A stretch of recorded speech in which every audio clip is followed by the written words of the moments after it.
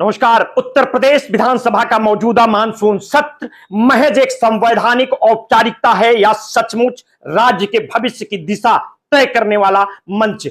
ये सवाल पहले ही दिन की कार्रवाई ने मजबूती से खड़ा कर दिया। 24 घंटे लगातार चलने वाली ऐतिहासिक चर्चा विकसित भारत विकसित यूपी विजन डॉक्यूमेंट्स 2047 जैसी महत्वाकांक्षी पहल और सभी दलों को शामिल करने का दावा, ये सब सुनने में जितना अच्छा लगता है उतना ही चुनौतीपूर्ण है।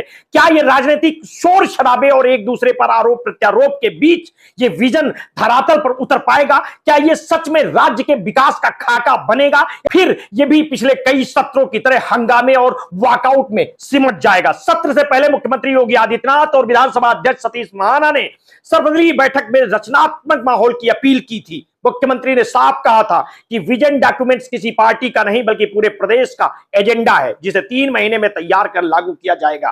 संसदीय कार्य मंत्री सुरेश खन्ना ने इसे प्रधानमंत्री नरेंद्र मोदी के विकसित भारत 2047 के लक्ष्य से जोड़ते हुए ऐतिहासिक क्षण बताया। विपक्षी नेता माता प्रसाद पांडे और कांग्रेस विधायक दल की नेता आराधना मिश्रा मोना ने लंबी और गंभीर चर्चा की जरूरत पर जोर दिया, लेकिन सद्भाव का यह दिखावा पहले ही दिन हवा में हो गया। सपा विधायक अतुल प्रधान कांवड़ लेकर विधानसभा पहुंच गए, जिस पर लिखा था हमें चाहिए पाठशाला और हमें नहीं चाहिए मधुशाला। यह विरोध सरकारी स्कूलों के विलय और बंद करने की नीति के खिलाफ था। उन्होंने सवाल उठाया, क्या गरीब और मजदूर वर्ग के बच्चों से शिक्षा छीनना विकास से?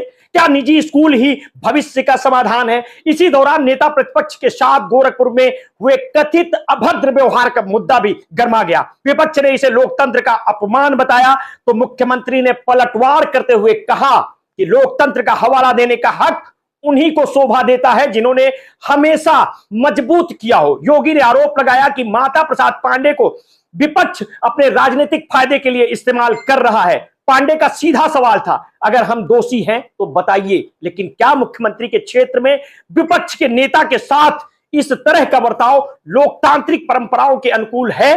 पहले ही दिन नारेबाजी, हंगामे और कार्रवाई के स्थगन ने यह संकेत दिया कि आने वाले दिनों में विजन डॉक्यूमेंट्स पर होने वाली 24 घंटे की चर्चा भी सियासी रंग में अछूती ना रहेगी।